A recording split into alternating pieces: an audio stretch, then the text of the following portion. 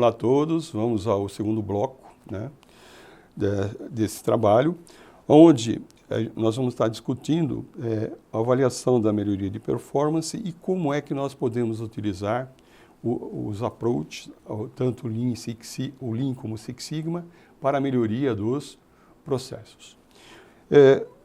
Esse primeiro quadro que vocês estão vendo é um paradigma antigo.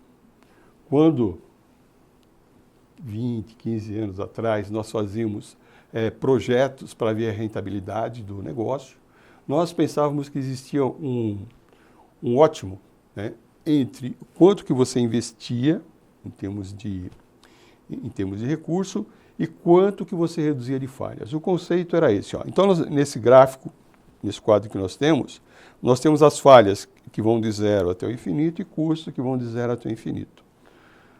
O conceito, o paradigma antigo, era que existia um ponto de ótimo. O conceito era esse. Era possível reduzir continuamente as falhas, mas você tinha que aumentar continuamente os custos. E existia um ponto de ótimo, né, que era essa velha crença. O que começou a se observar, pelo exemplo que vinha principalmente na década de 80, 70 e 80 dos japoneses, é que você poderia trabalhar com outro paradigma, que era o paradigma que eles trabalharam, e eles conseguiram ganhar muito mercado.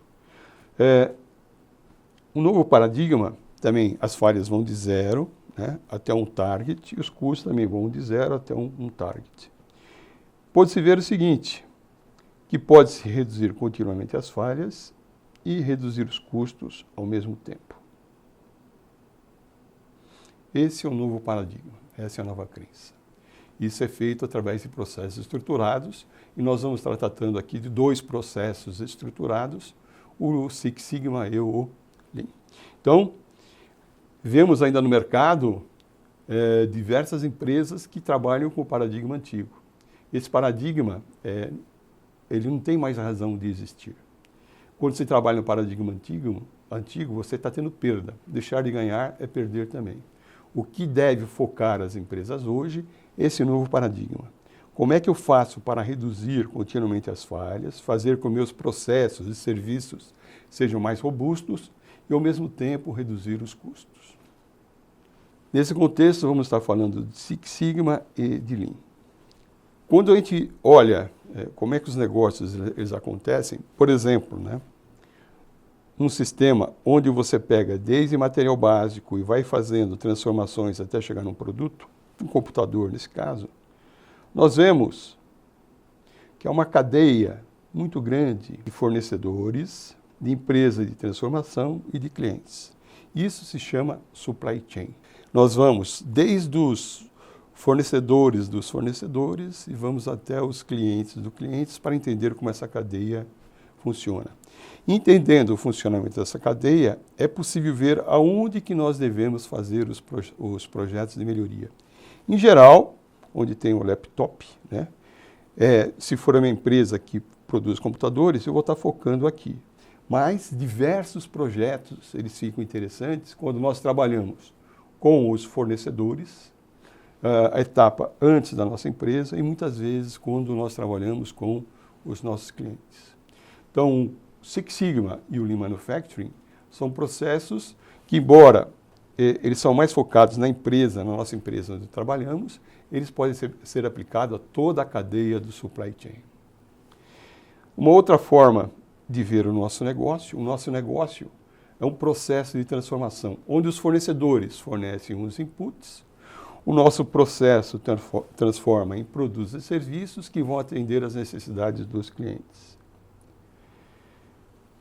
De uma forma mais resumida em relação àquilo que eu apresentei, esse é o nosso processo, tá? Que tem a função de transformar bens e serviços dos fornecedores e bens e serviços que vão atender aos clientes. O nosso processo, ele tem diversas partes específicas, que vamos chamar de departamentos, e esses departamentos eles são integrados por vetores, por fluxos, que vão dos clientes até os fornecedores e dos fornecedores até os clientes. Então, o feedback do cliente é um ponto muito importante nesse processo. Previsão de vendas e demanda do cliente também. Isso condiciona como é que nós vamos nos agrupar, nos rearranjar para utilizar os recursos, como é que nós vemos as cotações de preço, como é que nós trabalhamos com valores ao longo de toda a cadeia do nosso negócio. À medida que aquilo que o fornecedor entrega para a gente, ele vai sendo transformado em bem ou serviço que o cliente vai utilizar, vai sendo agregado valor. Tem toda uma questão de transporte que é importante. E tem o fluxo de caixa. Os grandes projetos de Six Sigma e de Lean Manufacturing, eles acontecem em cima desses vetores, desses fluxos ou de informação ou de materiais. Tem também atividades que nós chamamos de suporte, como gerenciamento, o TI, finanças e terceiros, onde também pode ser desenvolvidos grandes projetos, desde que você tenha o foco muito bem definido. Esses eixos aqui em cima, né, esses fluxos, nesses fluxos é onde vai acontecer a maioria dos projetos. Nessas setas aqui de baixo, gerenciamento, TI, finanças e terceiros, pode ter grandes projetos também, mas o foco principal vai ser nos fluxos acima. E, utilizando o Six Sigma e o Lean, nós temos algumas características. O Six Sigma integra princípios de negócio e estatística. Então, o Six Sigma tem uma base estatística muito forte. Ele transforma informações numa base estatística, em cima de estatística ou de processos estatísticos são tomadas decisões. Todas as decisões, elas podem ter um percentual de erro muito pequeno. Faz parte do negócio. O Six Sigma permite que nós tomemos decisões com bases estatísticas, considerando as possíveis falhas. Então, o Six Sigma reduz custos. Uma série de trabalhos que são desenvolvidos em termos mundiais mostram que eles podem reduzir custos em 50% ou mais. Reduz a cadeia de perdas, faz com que o negócio fique muito mais centrado naquilo que agrega valor. O Six Sigma, por necessariamente obrigar a fazer uma avaliação daquilo que o cliente precisa e o que o processo de melhoria vai produzir, permite que a gente tenha uma compreensão maior do nosso cliente. O Six Sigma melhora o desempenho de entrega e qualidade, ele está muito ligado com aquele triângulo do World Class Manufacturing, Quality, Cost e Delivery, que nós já vimos. E o Six Sigma desenvolve processos e produtos robustos. Uma outra coisa que é muito importante que o Six Sigma permite que as melhorias aconteçam de uma forma muito rápida. Então, o Six Sigma é um grande fazedor de caixa e acontece de uma maneira rápida. O Lean Manufacturing, ele trabalha analisando os fluxos de informação e os fluxos de materiais, vendo o que agrega valor e o que não agrega valor. Aquilo que agrega valor é tudo aquilo que o cliente paga por. E que não agrega são uma série de atividades necessárias aos processos e serviços, mas que para o cliente não tem interesse nenhum. Tá? A fabricação enxuta, também, o Lean Manufacturing é conhecido como fabricação enxuta, ele reduz de maneira muito importante a cadeia de perdas. A gente vai estar vendo depois quais são as perdas principais do Lean. A fabricação enxuta faz com que a empresa reduza os estoques e faça uma movimentação de um recurso financeiro fique parado e faz com que também as atividades aconteçam dentro de um espaço controlado. O espaço fica reduzido e você tem uma ideia muito boa de como é que seu processo ou serviço acontece. Os processos ficam mais robustos, como também no Six Sigma. A fabricação desenvolve sistemas de entrega de materiais adequados. O foco também é no cliente. E como o foco são nos fluxos de informação e de materiais, é possível você ver onde estão os grandes gargalos e fazer com que o sistema fique muito adequado àquilo que o cliente precisa.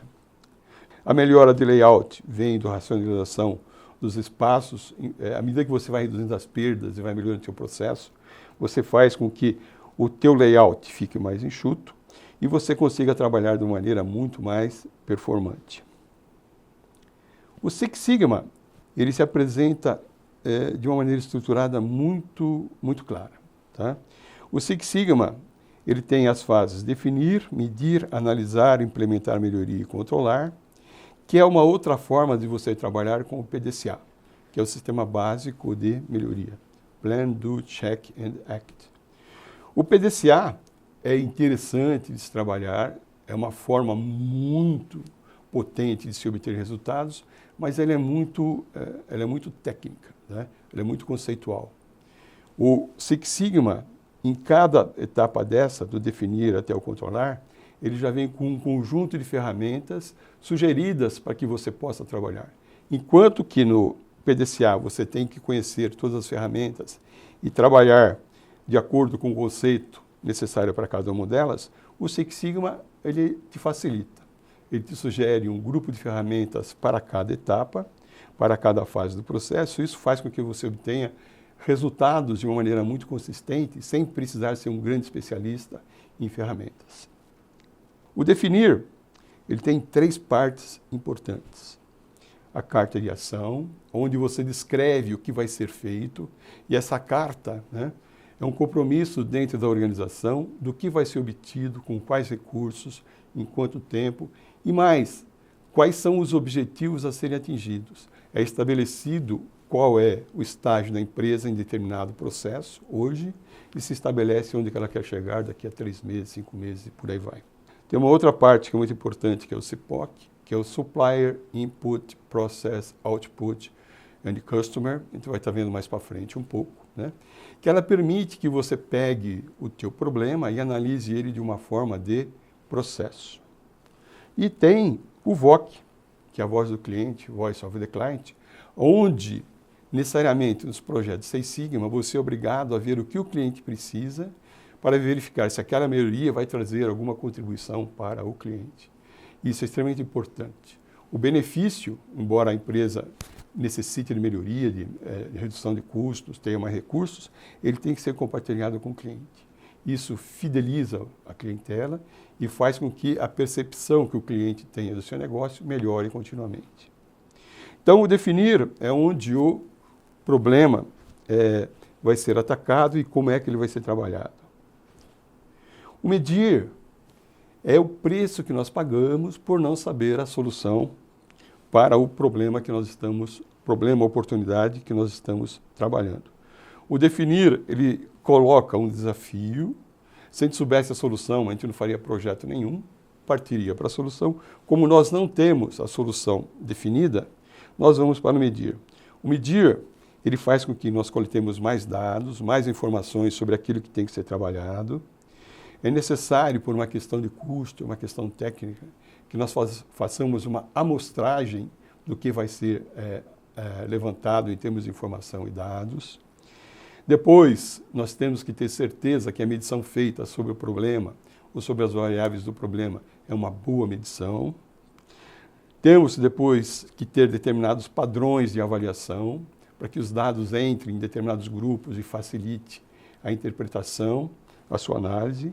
E a capabilidade. Nós temos que medir como que o nosso processo está em relação àquilo que os clientes precisam. Aqui entra o CP e o CPK. Quando nós temos esse grupo de informação, né, obtidos através do medir, nós vamos para o analisar.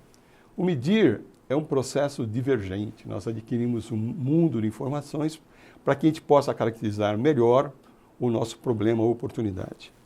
O analisar, ele é divergente. Ele faz com que nós, dentro daquela gama de dados e informações, nós passamos a procurar o que é relevante para a oportunidade ou problema analisado.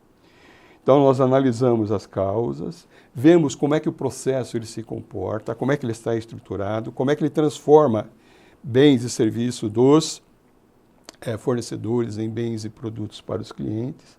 Fazemos testes estatísticos, testes de hipótese, testes de regressão, o DOE é projeto de experimentos, e utilizando esse ferramental estatístico, a gente começa a tomar decisões. Sempre considerando uma decisão tomada, qual é o risco envolvido em se tomar aquela decisão. Então, o analisar, ele dá uma série de informações, tá, que nos leva a uma fase de piloto. Nós temos uma informação, nós temos bons indícios de como aproveitar a oportunidade ou eliminar o problema que nós temos, nós fazemos isso no implementar melhoria. Então, diversas ideias vieram do analisar. Nós fazemos uma avaliação de riscos usando o FEMEA, que é uma ferramenta para avaliar riscos.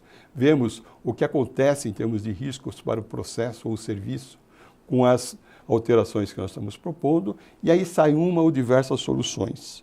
Então, implementar melhoria, no final dele nós temos uma proposta do que fazer para aproveitar a oportunidade ou eliminar um problema. Implementar melhoria dá uma ou mais soluções, escolhemos aquela que é a mais adequada e vamos para o controlar.